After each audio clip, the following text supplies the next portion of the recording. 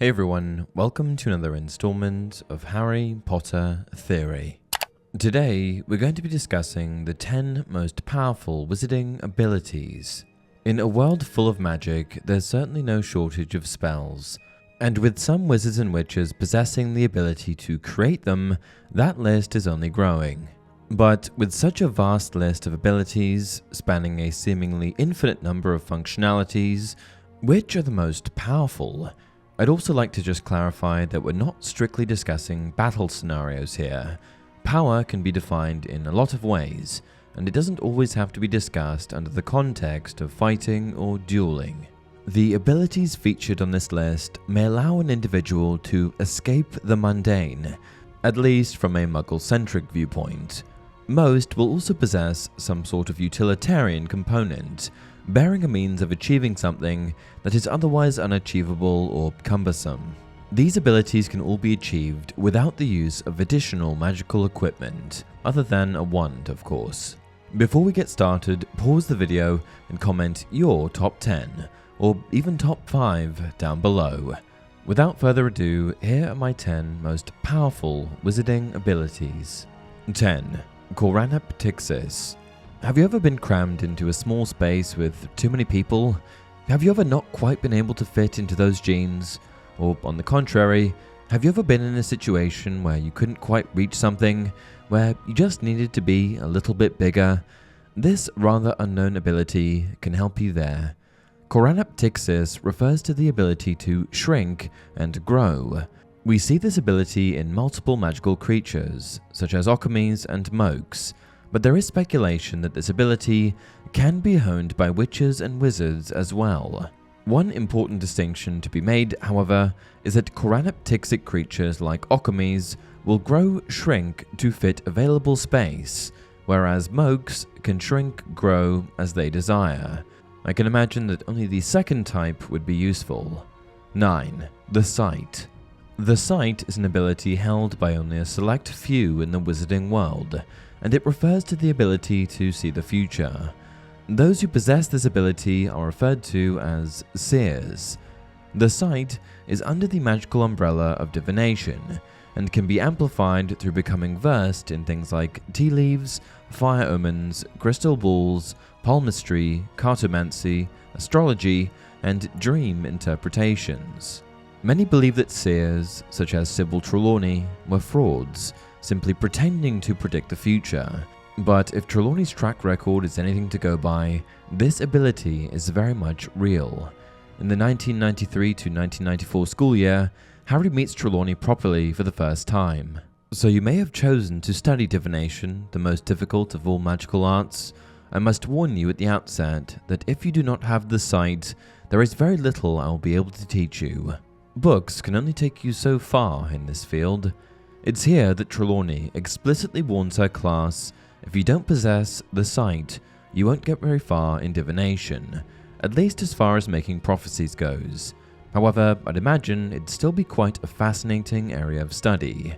The ability isn't higher up on the list because, though it'd be tempting to use, I'm not sure I'd want to always know what the future holds.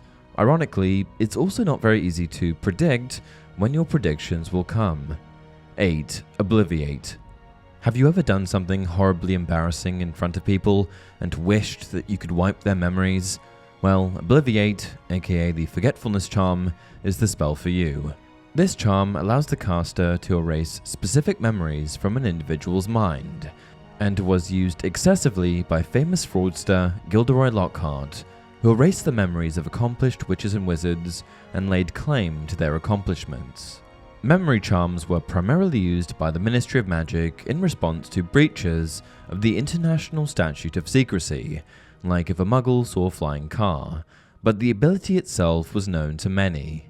The major downside to this ability is that, if performed incorrectly, it could cause brain damage.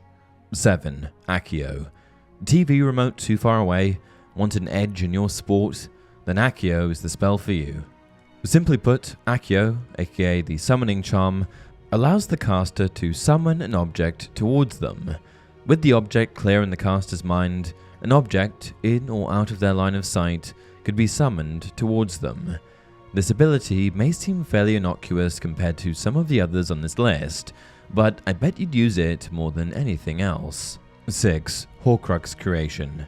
Tamper with the deepest mysteries, the source of life, the essence of self, only if prepared for consequences of the most extreme and dangerous kind. A Horcrux is an object in which a dark witch or wizard imparts a piece of their soul in order to achieve immortality. A Horcrux can only be created after committing an act of murder and is considered to be the most terrible form of dark magic. Charms and jinxes are often put in place to further protect Horcruxes after they are created, and the appeal of them is that if your main physical form is destroyed, your soul existence lives on in these objects.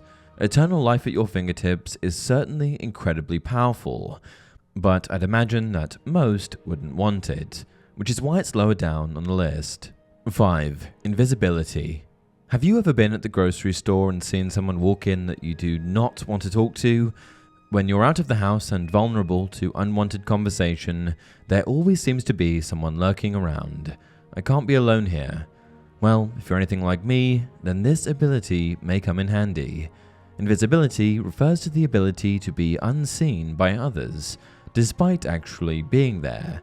There are a few ways of going about this in Harry Potter, with the most known method being via the Invisibility Cloak, one of the 3 Deathly Hallows. But there is a way of achieving this without any kind of equipment, the Disillusionment Charm. This useful charm that Dumbledore's fond of results in the caster taking on the exact colors and textures of their environment, much like a chameleon. The result is that you are basically invisible. 4. Flying. But not the broom kind of flying. I said no equipment. I'm talking about unsupported flight. And then Harry saw him. Voldemort was flying like smoke on the wind, without broomstick or thestral to hold him, his snake-like face gleaming out of the blackness, his white fingers raising his wand again. J.K. Rowling is reported to have stated that all wizards have the power of flight innately, but that the vast majority need a broom to achieve it. In Voldemort's case, he was so focused and powerful that he was able to channel the power to fly unsupported, harnessing the energy through himself rather than the broom. Snape was also able to learn this ability, using absolutely no equipment to launch himself through the air. I don't know about all of you, but for me, flying would come in handy all of the time. Miss the bus? Fly. Going on a trip? Fly. We also certainly can't ignore the fact that flying would be great fun. 3. Transfiguration, Shapeshifting. Transfiguration is defined as the art of changing the form or appearance of an object or person. Of the abilities on this list, Transfiguration is by far the most diverse, as there are many forms of magic that fit under this umbrella. However, I want to focus on the branches of Transfiguration involved with changing the appearance of people, otherwise known in the Muggle world as Shapeshifting. Animagus refers to a witch or wizard who is able to transform into an animal at will. Becoming an Animagus is a learned skill, and the witch or wizard who possesses this ability does not have the power to decide what animal their Animagus form will be. Metamorph Magus refers to a witch or wizard born with the ability to transform, change their physical appearance at will. Metamorph Magi can change their entire physical appearance like an Animagus, but also possess the ability to hone in on specific parts of their appearance and change only those things. This is an extremely advanced ability reserved for a fortunate few. Like I said earlier, Transfiguration is far too broad an area of magic for me to include all of it, but if I had to pick an area of Transfiguration to have as an ability, I'd definitely go with Shapeshifting. 2. Teleportation. Teleportation, also known as apparition in Harry Potter, is a magical means of transportation where the caster is able to instantly travel from one location to another. It's a fairly advanced skill which not all witches and wizards are able to perform, and for those that attempt it but don't quite get it right, there can be dire consequences. Many witches and wizards simply prefer conventional means of transport like brooms, flue powder, and portkeys. But for those special few that have honed this ability and enjoy doing it, apparition is certainly the way to go.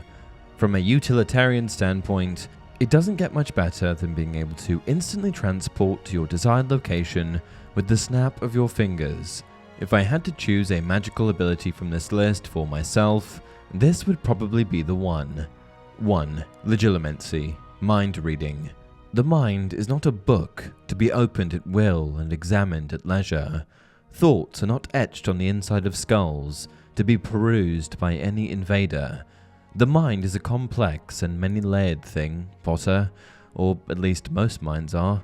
It is true, however, that those who have mastered Legilimency are able, under certain conditions, to delve into the minds of their victims and to interpret their findings correctly. Mind reading, or Legilimency, is essentially the art of magically navigating through people's minds. This massively invasive ability allows you to see into people's minds and read their thoughts. While this ability is accessible to any witch or wizard, only few have mastered it, with Voldemort being an expert on the subject. Using his skill in Legilimency, Voldemort could almost always tell who was lying to him, and often knew what you were thinking before you uttered a word.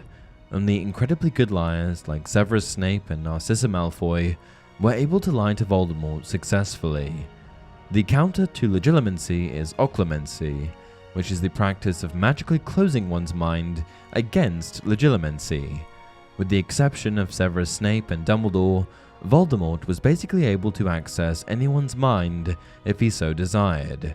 As invasive as it is, reading the thoughts of others is certainly one of, if not the most powerful ability in the wizarding world, as if you know what people are thinking, you have the power to control almost anybody. And that's it for this video. What do you guys think of my list? What would you change? Are there any abilities that I missed? Leave a comment down below. If you enjoy the content, please like the video and subscribe to the channel. Until next time, remember, words are, in my not so humble opinion, our most inexhaustible source of magic.